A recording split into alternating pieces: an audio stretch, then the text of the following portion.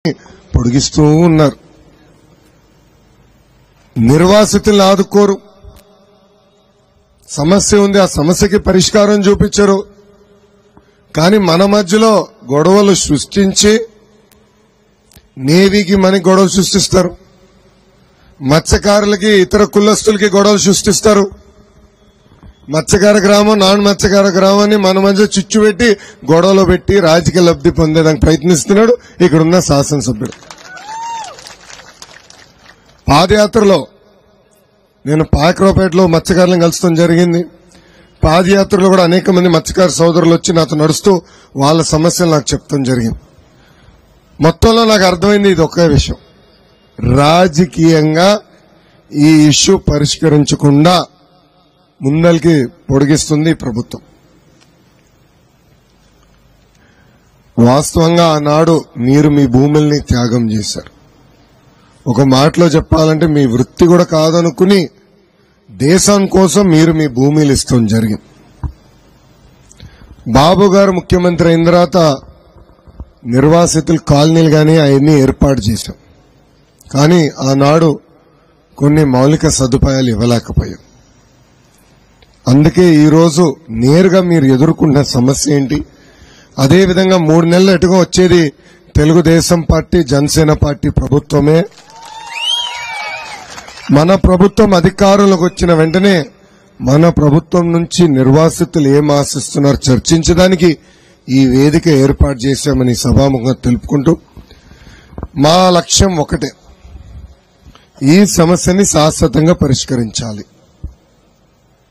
Cut off పెట్టుకోవాలి. 1 సంవత్సరంలో 18 నెలలు ఈ సమస్య పరిష్కరించాలి.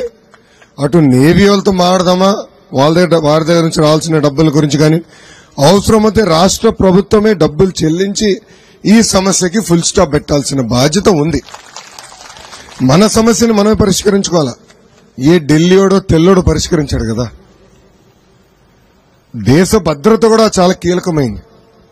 అందుకే నేవీకి ఆనాడు మీరు 4,300 ఎకరాలు భూమి అట్లా అని ఇచ్చేశారు. 4,300 అదే చెప్తున్నా స్వామి, అది ఎస్సీజెడ్, అది వేరే మీటింగ్ స్వామి. నేను ఎన్ఏఓబి గురించి మాట్లాడుతున్నా, మీరు ఎస్సీజెడ్ గురించి మాట్లాడుతున్నారు. సో ఎన్ఏఓబికి వచ్చేగల 4,300 ఎకరాలు ఆనాడు ఇష్టం జరిగింది. మీరు మీ భూమిని త్యాగం చేశారు దేశం కోసం.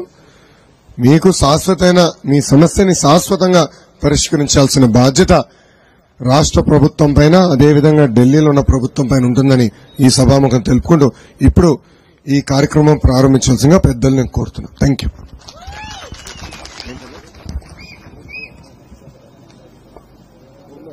సార్ నమస్తే సార్. సార్ నమస్తే సార్. నా పేరు సత్యనారాయణ సార్, మాది కొత్తపట్నం గ్రామం. ముఖ్యంగా పెద్దలు లోకేష్ బాబు గారు మా సమస్యలు వినడానికి వచ్చినందుకు గాను మా నిర్వాసితులందరి తరఫున ధన్యవాదాలు తెలియపరుస్తున్నాం సార్. అలాగనే మాకు 2005 7వ నెలలో మా భూసేకరణ నదుల సేకరణ జరిగింది సార్. ఈ కొత్తపట్నం, నరసాపురం, అటువైపు బంగారంపాలెం గ్రామాలన్నీ కూడా శారదా వరహా నదులపైన వేట చేసుకుని జీవనం కొనసాగిస్తూ ఉండేవాళ్ళం సార్. అయితే మమ్మల్ని నిర్వాసితులుగా గుర్తించకపోవడం వలన 2010-11 టైంలో మేము ఉద్యమం చేసి కలెక్టర్ ఆఫీస్ నడుచుకుని వెళ్ళాం సార్. అప్పుడు కొన్ని ప్యాకేజీలు ఇంప్లిమెంటేషన్ చేస్తానని చెప్పి ప్యాకేజీలతో పాటు కొత్తపట్నం, నరసాపురం గ్రామాలకు ఒక జెట్టి నిర్మాణం చేపడతామన్నారండి. అప్పటి వరకు శారదా వరహా నదుల్లో వేట చేసుకోవచ్చని చెప్పారు సార్. ప్యాకేజీల ఇంప్లిమెంటేషన్ కూడా అప్పటి కాంగ్రెస్ ప్రభుత్వం చేయకపోగా 2014-19 మధ్య కాలంలో టీడీపీ ప్రభుత్వం వచ్చిన తర్వాత 80% ప్యాకేజ్ ఇంప్లిమెంటేషన్ చేశారు సార్. తరువాయి మిగతా 20% ప్యాకేజ్ ఇంప్లిమెంట్ చేయవలసి ఉంది. 2022 10వ నెల 19వ తేదీన లోపల 223 బోట్లు ఉన్నాయి సార్, బయట గేట్లు మూసేశారు సార్.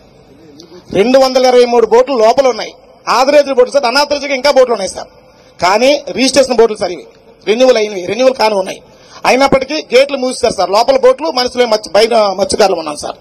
అప్పుడు మా గ్రామాల వాళ్ళని కూర్చొని సుమారు 8 గ్రామాల వాళ్ళం ఈ నేవీ గేటు దగ్గర ఉద్యమం చేస్తాం సార్.